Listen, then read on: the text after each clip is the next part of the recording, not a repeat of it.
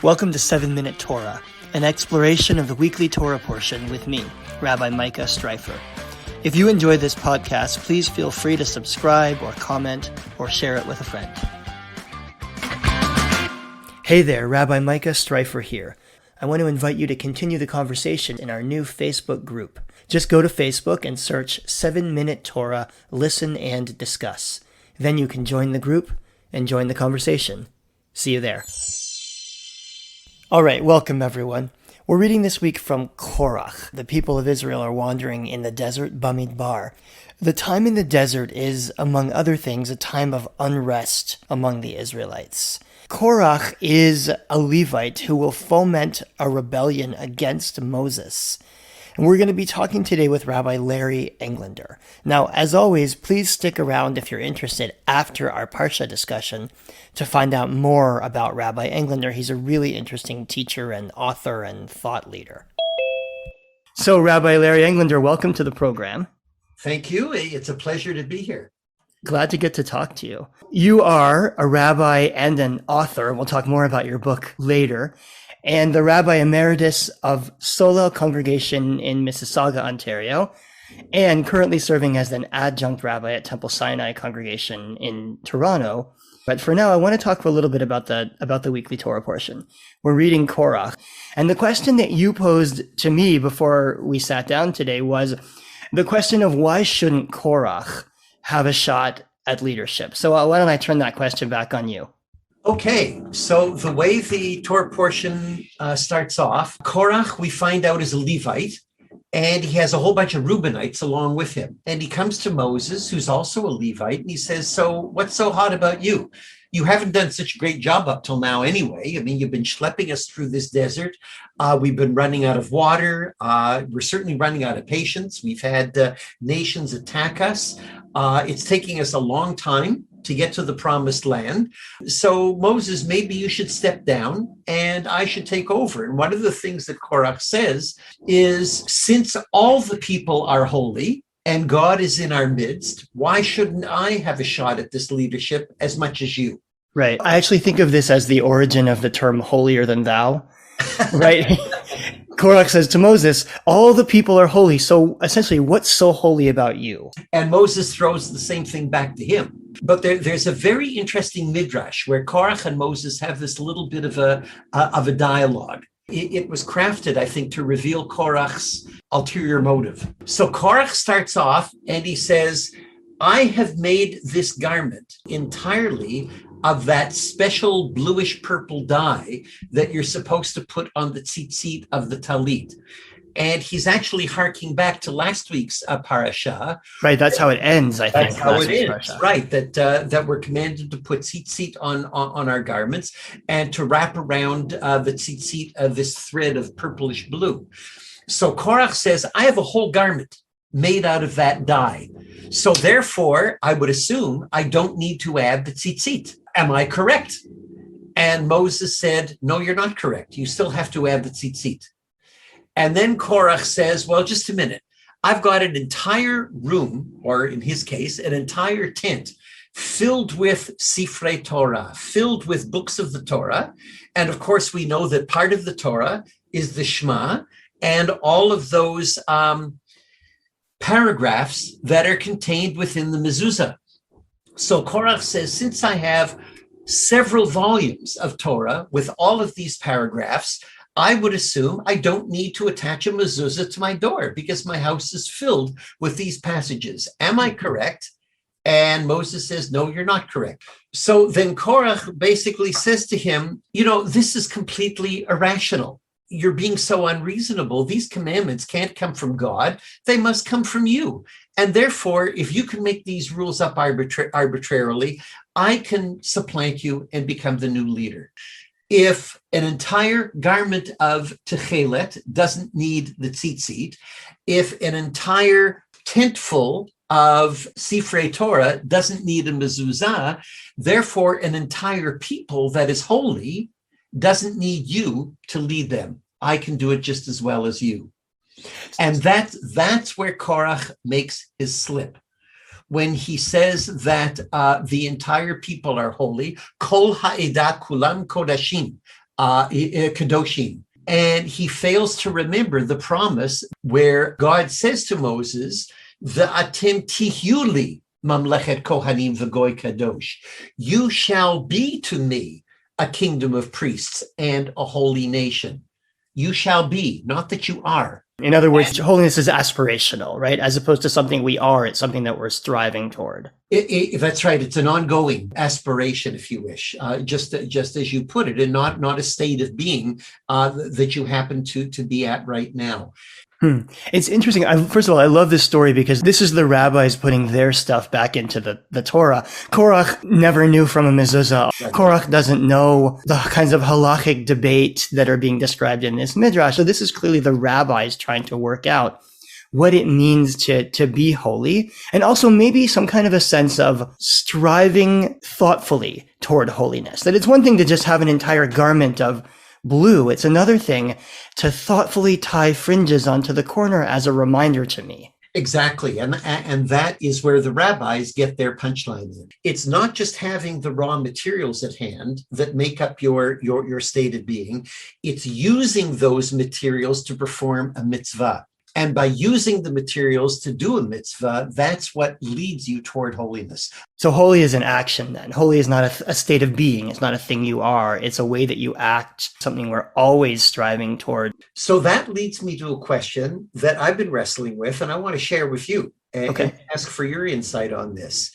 Korach and everybody else knew already that they were going to die in the wilderness. God had already told them they're going to wander for 40 years for that generation to die off, and for the younger generation that hadn't known slavery to enter the promised land. Right. So the question that I'm wrestling with, and I'd like to pose to you, is why would Korach want to become the captain of a sinking ship? Oh, that is a fine question. Yeah, what's in it for him, right? Right. I mean, is it possible that Korach just doesn't see the end game? That he's here to be in charge? That he's simply looking for that power as its own end, as opposed to looking out for what's in the best interests of the people, which would be to lead them slowly forward toward the promised land? Well, I like that. That's a really great answer. Yeah. That his ego is so tied up in it that he just doesn't see the end game at all. Yeah.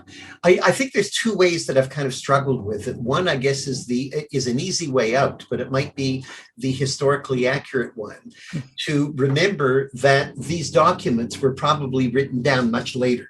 And so if we imagine that this passage was written during the Israelite kingdom, when there already was a king and there already was a temple and there already was a priesthood, the priesthood was a really elite job. And we know historically that there were rivals to the high priesthood. So maybe the story of Korach was written in order to substantiate the Aaronide priesthood and the tribe of Levi.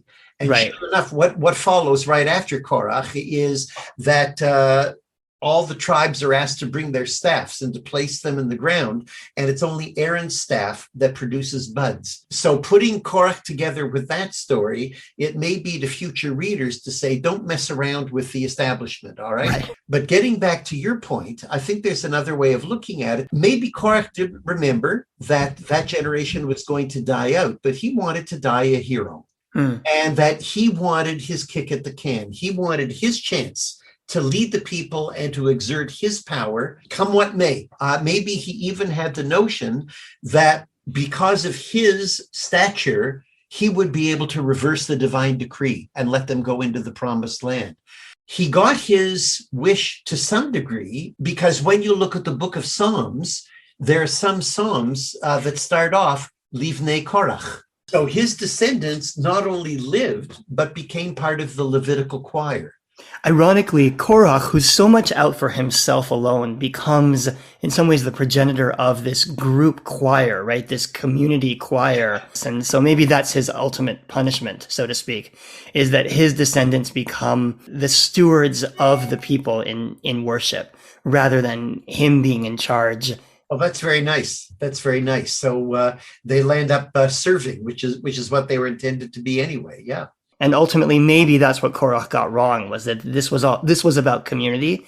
And when he was out for himself, he wasn't thinking about what was best for the people in connecting with each other and supporting with each other and striving together for holiness. Very nice. Yeah. Well, Rabbi Englander, thank you for this discussion. Oh, yeah, a pleasure. And thank you for that interpretation. That's of a story that's been driving me crazy. My pleasure. That's our conversation with Rabbi Larry Englander. If you'd like to hear more about him, learn about his new historical novel, and hear our conversation about Judaism, stick around. And as always, thanks for listening, and have a great week. So now I have some questions for you and about you. Okay. Now that we've talked about the Parsha. So first of all, I just want to say you have the best rabbi job, which is retired rabbi. But I understand that you've been busy anyway. So tell us what you've been up to. Actually, let me just go back and reiterate that you were the founding rabbi, I believe, of Congregation Solel in Mississauga. And if I'm correct, served there your entire career and as a student rabbi before. Is that right? So I started in my fourth year of rabbinical school in 1973, and by the time I was ordained, the congregation had grown to enough size that they took a risk to hire me full time. And we never looked back. It kept growing, and I was there for 41 years altogether. So it was certainly a very fulfilling role. It was a wonderful congregation to serve, and many of our best friends are still Solelniks. So, we see them all the time, or at least we did until we all stopped seeing each other. Yeah, exactly. Yeah. It must have been incredible to really grow a congregation and to watch it grow together with your time as a rabbi over the course of 4 decades. Well, I also wish this for you, Rabbi Streifer, that there will come a time where you will be officiating at the bar or bat mitzvah of someone whose parent you officiated at their bar bat mitzvah, and weddings, of course. And so when those, generational things occur, they're very fulfilling. And also the rabbinate gives us an opportunity to play a role in people's lives at very significant occasions. And that builds a bond as well. And of course, the longer you're in a place, the more opportunity presents itself for that. Yeah, it's very special. Yeah. So what have you been up to since retirement? All right. Well, first of all, my wife, Cheryl, told me that I flunked retirement. But I really think that retirement is really an anachronistic term. I read a book, I think it's by Mark Friedman. It's called Encore, and I highly recommend it for people who are reaching that stage. He says that really now, in our parents' and grandparents' generation, they worked like dogs until they retired in their mid to late 60s, and they probably didn't live that much longer afterward because they were really worn out.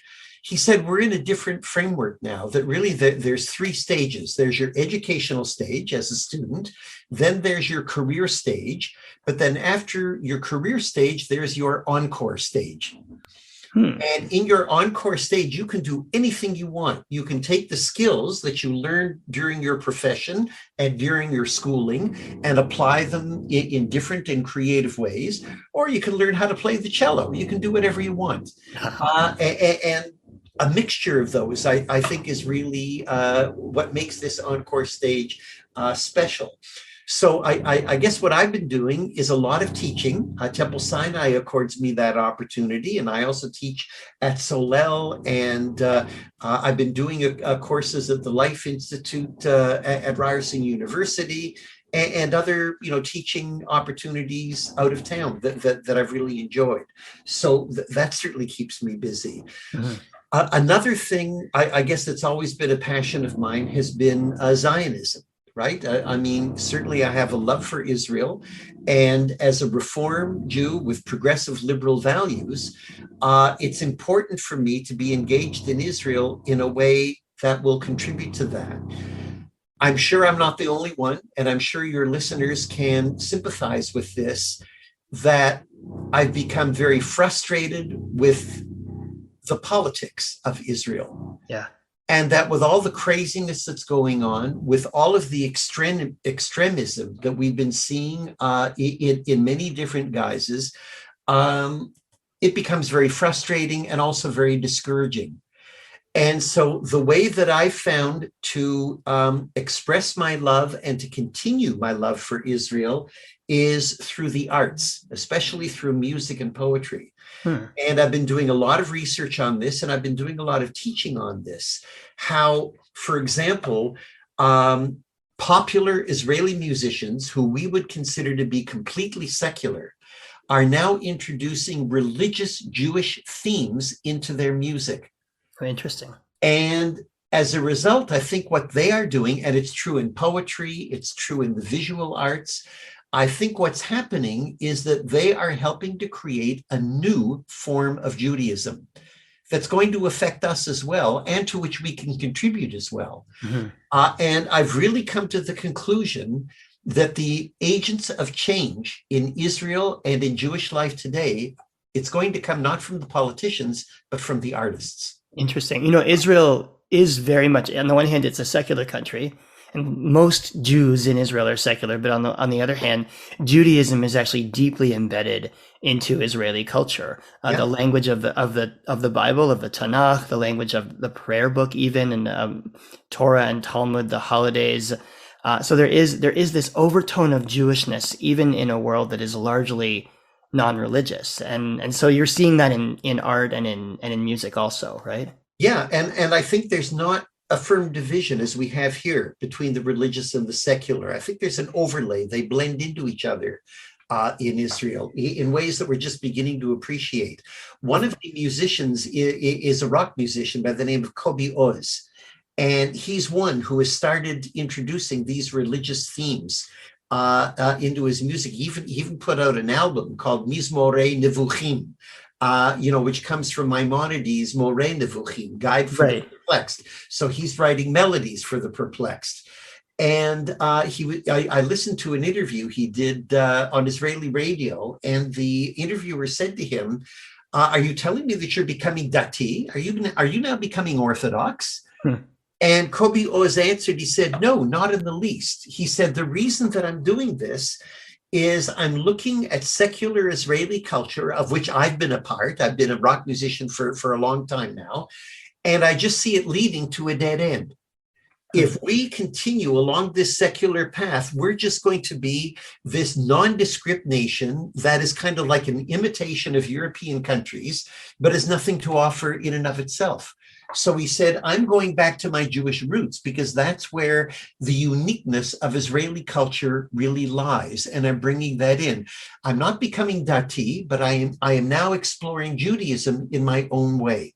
And I say, good for him. Yeah, I agree. And, it was 100 years ago that Ahad Ha'am, who's one of the great early Zionist thinkers, essentially wrote something like that, where Ahad Ha'am was far from an Orthodox Jew, but he believed that this new Jewish enterprise, it wasn't a state yet at this time, but that this new Jewish enterprise had the ability to be a cultural center for the Jewish world, as opposed to Herzl, Herzl did great things, but Herzl was looking for a secular state that would be a haven for Jews. Ahad Ha'am really wanted a Jewish state that would have not a religious character, but a culturally Jewish character. And so I think maybe you're seeing the flowering of that in this kind of thinking. And I'd like to think also, you and I are both Reform rabbis, I'd like to think that the rise of the slow rise of progressive Judaism in Israel has something to do with that also, with sort of the breaking down of the barrier between what is religious and what is secular, and the idea that there are multiple ways to be Jewish and to engage in Judaism and to celebrate Jewish identity. And maybe we're seeing the flowering of all of that in Israel right now. Yeah, well, we're also seeing, especially in Reform synagogues, that a lot of this Israeli popular music exploring Jewish roots has found its way into the new Reform prayer book. Right. And that means that these songs are being sung in Israeli Reform synagogues. Just to give you an example, There's a song that was, the music was written by an Israeli composer who I believe to be secular, but the music was, the lyrics were written by Rabbi Abraham Isaac Cook, who was ultra-Orthodox chief rabbi of what was then Palestine. He died in 1935 before the state. The song is called Kanfei Ruach, and Rav Cook teaches us that all of us have wings of spirit, wings of mighty eagles that will allow us to fly aloft and find our spiritual home. That is now being sung in many Reform congregations in Israel, and I hope it will in Canada too, because we just finished a program called Rise Up for Reform Judaism in Israel, which was partially a fundraiser that we did here in Canada, but it was also a way of introducing more of Israeli culture to Canadian Jews. And the centerpiece song of that program was Kanfei Ruach, Wings of Spirit, that was arranged beautifully by Judy Edelman Gershon. And we're going to send a copy to you, hoping that you can use it in your congregation and as well as other congregations. And in many ways, I'm hoping it can become the theme song of Canadian-Israeli Reform Partnership. I love it. And so here's a text that was written by an Orthodox rabbi, set to music by a secular Jew, being sung in Reform synagogues around the world. The music was written by an Israeli, and the arrangement was done by a Canadian. So, I mean, it just brings everything together in such a beautiful way. And the song is so uplifting. I mean, I've listened to it probably over a dozen times now, and I still feel that surge every time I listen to it. If I can get a copy and if I have permission, then maybe we can include it as part of this this broadcast, as part of this podcast. That would be wonderful. Okay, I'll be happy to send it to you. Yeah. That would be great. So you mentioned Maimonides a while back. In terms of the Guide of the Perplexed. And I also know, so every week, whenever I interview someone, I always ask, what's one book we should all read? 2 weeks ago on this very podcast, Rabbi Emma Gottlieb shouted out your novel, Prince of Healers, which I also read a couple weeks ago. So tell us about your book that you've just finished. Oh, well, thank you. Yes. It's called The Prince of Healers, and the chief character is Maimonides. And since it's a historical novel, I can play around with the actual events. So in the novel, Maimonides meets the great Syrian warrior and sultan Saladin, and they form an alliance in bringing about a kingdom or an empire of mutual religious understanding among Jews, Christians, and Muslims. So their meeting is fiction. And their quest is fiction. But I think Maimonides himself really had this vision that there was a layer, a very high layer of all of the three Abrahamic religions where we all meet. And so one of the reasons I actually wrote the novel was I really feel that Maimonides needs to be more of a household name than he is, and that he deserves to be much better known. And I'm hoping that book will help to promote that. And also, of course, the idea of interfaith understanding and joint cooperation is something that's very prevalent in our own time. Well, and Maimonides certainly was a Jewish scholar living in a Muslim world. He quotes Muslim scholars. He actually quotes and is often citing Arabic translations of ancient Greek writings. So he was living in quite an, I guess, ecumenical or interfaith world. And so maybe, I mean, it certainly is fiction what you're writing, but maybe it's not that much of a stretch to think that Maimonides would have believed in the kind of interfaith harmony that you're describing in the novel. Oh yeah, he definitely did. But his ecumenical world was a very elite one. There weren't a lot of players in it, but I would hope they had some influence. The Muslim scholar that was a little older than he is Muhammad ibn Rushd, who we may know as Averroes in the Western world. Once again, in the book, they become buddies. They quite probably at least met each other. Maimonides certainly read Ibn Rushd's writings, but they were certainly of like mind. And then about a century or so later, Thomas Aquinas from the Christian world, he acknowledges that when he wrote his systematic theology, he had Maimonides' Guide for the Perplexed open on his desk. So we know that there's a connection there. So I call them the three amigos of classical medieval theology. I like that. So let me ask you a couple of questions, if it's okay, about you and your own practice. Is there one Jewish ritual that you find particularly meaningful? Whew, okay. I guess I can answer that in two ways. Number one, the Pesach Seder has always been, that's my favorite holiday. And just having family and friends around the Seder table, Halavai this year, and also just the content of the Seder and the theme of the Seder, freedom and recounting our history has always been very powerful for me. What I've been learning, this is a very private comment, I guess, but what I've been learning during the pandemic, when we can't get together for congregational prayer, is that in the morning, and I may not even do it with a talit and kippah on. I may do it as I'm preparing my breakfast or my tea, but saying the morning blessings, the Birkot HaShachar, which are all blessings of thanksgiving. You know, the one Asher Natan Lasech Vivina, who has given us the ability to distinguish between day and night, who opens the eyes, etc. You know, all those blessings. The blessings for body and soul that we say every morning. I've been finding those to be very powerful and very often when I say them, I'm looking out the window at this beautiful tree outside our place, looking at birds flying, looking at the sky, looking at flowers that we've planted on the balcony. And that just gives me a powerful sense of life and a powerful sense of gratitude. Mm-hmm. I'm just happy to be alive and grateful to be so.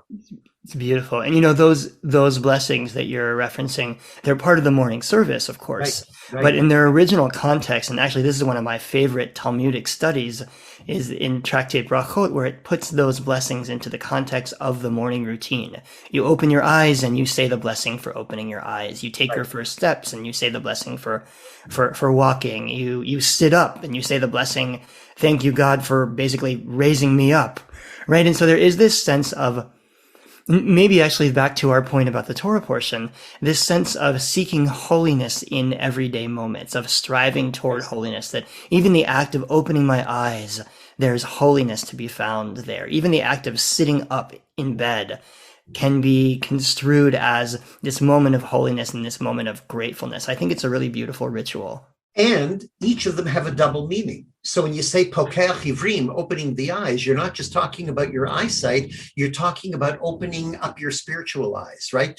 Or your intellect to new insights that this day may bring. When you talk about hamechin mitzadei gaver, who prepares each person's steps, it's the ability to walk, but it's also the ability to plan our future and to step into the next days ahead, and to think about where your life journey is taking you. So that's the beauty to me of these blessings, that you're saying both of these things at the same time. They were so smart, those rabbis. I'm telling you, yeah. Do you have a favorite Jewish holiday? Well, Pesach, yes, for sure. Oh, right. You said Pesach, of course. All right. One last question. Other than your book, what book do we all need to read? There's one I'm reading right now called The Lady of Hebrew and Her Lovers of Zion, written by Hillel Halkin. And it's kind of each chapter deals with another Jewish/Israeli author, going all the way back to pre-state authors, you know, like Bialik, Aleph Dalet Gordon, and people like them, but going all the way up through contemporary writers as well. And it just gives you a sense of how this very young country has produced such a wealth of literature. So I'm really enjoying it. I'm really enjoying that book. Thank you. Fun. A young country and actually a young language in some ways, because Hebrew has only been revived as a modern language for 100 years or so. That's right.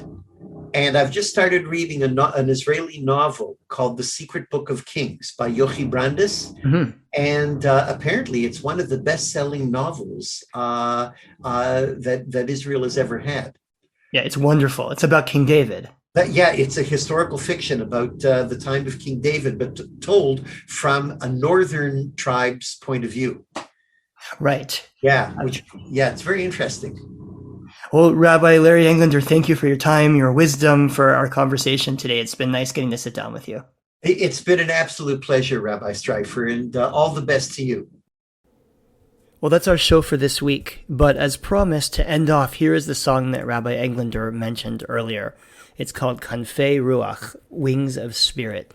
And as he said, the text was written by Rabbi Abraham Isaac Kook, who was the chief rabbi of Israel or Palestine back in the 1930s.